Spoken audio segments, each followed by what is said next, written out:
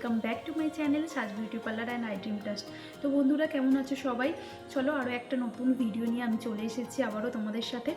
তো আজ তোমাদেরকে আমি দেখাবো সরস্বতী পুজোর স্পেশাল লুক। আমাদের বাঙালিদের সরস্বতী পুজো নিয়ে সবারই মনে একটা বিশাল এক্সাইটমেন্ট থাকে, তো তার জন্যই আমি তোমাদের জন্য নিয়ে চলে এসেছি সরস্বতী পুজোর স্পেশাল লুক। তো চলো বন্ধুরা, তো কেমন লুকটা ক্রিয়েট করব সেটাই তোমাদের সাথে আজকে আমি শেয়ার করব। আর তোমরাও এই সমস্ত জিনিসগুলো ফলো করে তোমরাও কিন্তু ক্রিয়েট করে নিতে পারবে সরস্বতী পুজোর লুক। তো চলো আমি কিভাবে করছি, কি প্রোডাক্ট ইউজ করছি সমস্তটাই তোমাদেরকে দেখাবো, এবং তোমরা দেখে জানিও আমাকে কেমন লাগলো তোমাদের ভিডিওটা।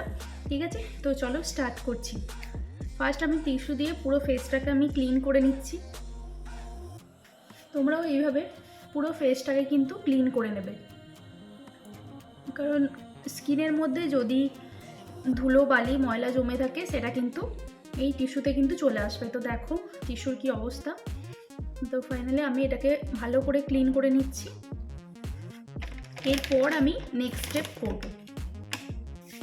তো ফার্স্ট আমি কি বলেছি, মেকআপ করার আগে ফার্স্ট আমাদের যেটা করতে হয় সেটা হচ্ছে ক্লিনজিং, টোনিং অ্যান্ড ময়শ্চারাইজিং।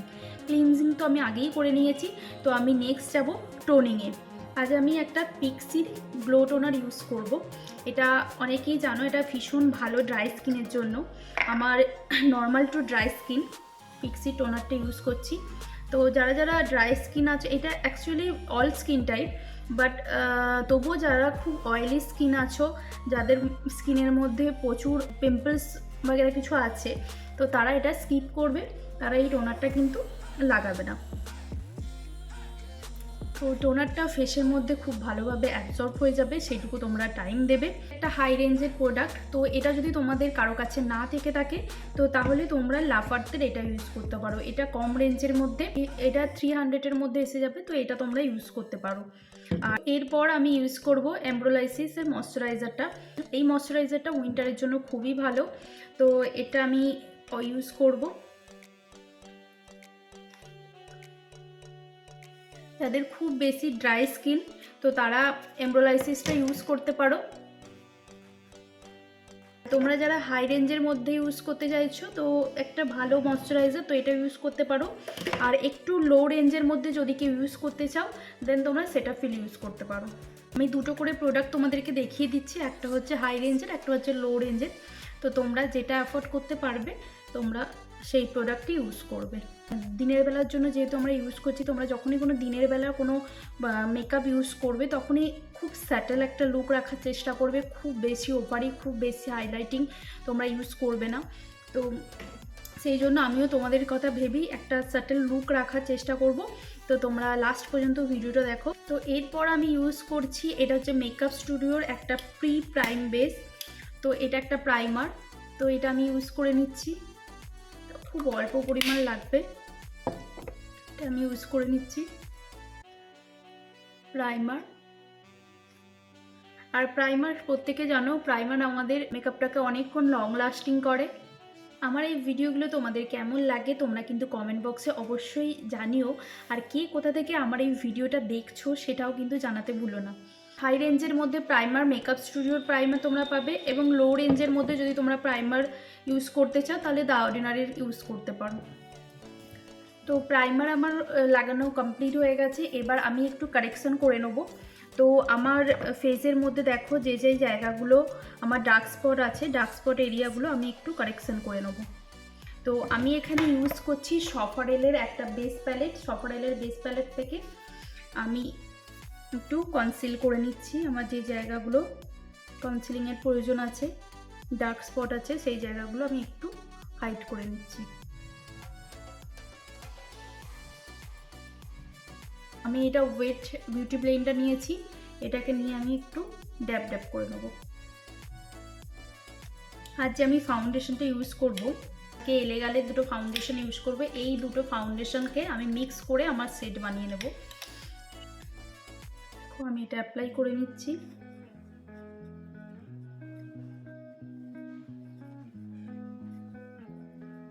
তারপরে আমি এটাকে ভালো করে ব্লেন্ড করে নেব ফাউন্ডেশনকে। এটা খুবই লাইট ওয়েট একটা ফাউন্ডেশন, তো দিনের বেলা মেকআপ করার জন্য এটা একটা ভীষণই পারফেক্ট একটা ফাউন্ডেশন, বিশেষ করে যাদের খুব ড্রাই স্কিন তাদের জন্য তো এটা খুবই ভালো। তো আমি এখানে ফরএভার 52 এর একটা হাইলাইটার নিয়েছি। এটা একটা মিডিয়াম শেড।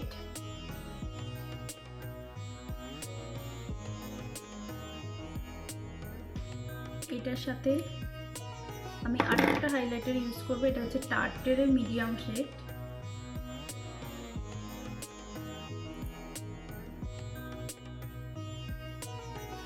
কনসিলারটাকে ভালো করে ব্লেন্ড করে নিয়েছি। এরপর আমি যেটা ইউজ করব এটা হচ্ছে, আমি আজকে হচ্ছে ক্রিম ব্লাশার ইউজ করব। এর আগের কোনো ভিডিওতে তোমরা আমাকে ক্রিম ব্লাশার ইউজ করতে দেখোনি, তো আজকে আমি O2 এর একটা ক্রিম ব্লাশার ইউজ করব, যেটা আমি খুবই অল্প পরিমাণ এটা লাগে। যা আমি একটা পাউডার লাগাবো, সেটিং পাউডার। তো এটা আমি ফরএভার 52 এর একটা পাউডার লাগাচ্ছি।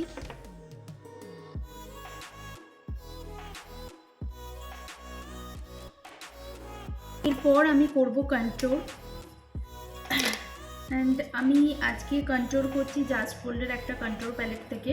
আর আমি সাধারণত এটাই বেশি ইউজ করি, এটা আমার খুবই ভালো লাগে এই কন্ট্রোলটা। একটা ব্রাশ নিয়ে নিয়েছি, কন্ট্রোল ব্রাশ।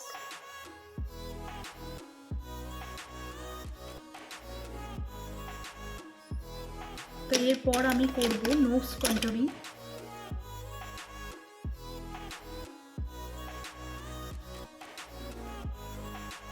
একটা আই ম্যাজিকের একটা ব্লাশার,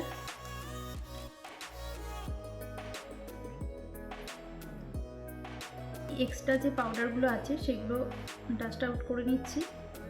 কনসিলার লাগিয়ে নিচ্ছি, এটা টার্টের একটা কনসিলার।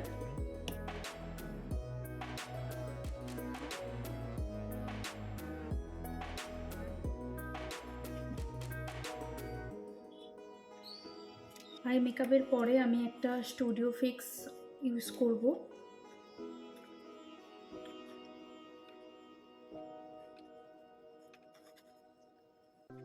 এরকম আইব্রো পেন্সিল নিয়ে নেবে, তো এটা দিয়েও খুব সুন্দরভাবে কিন্তু আইব্রো ড্র করা যায়।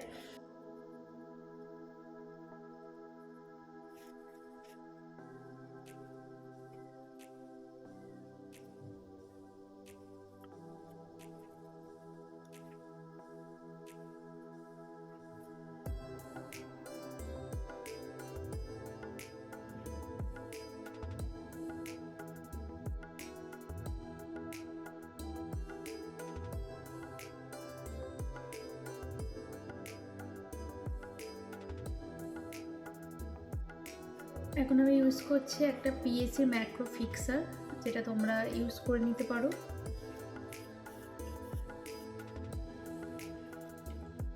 প্রচুর একটা হাইলাইটার ইউজ করে নিচ্ছি।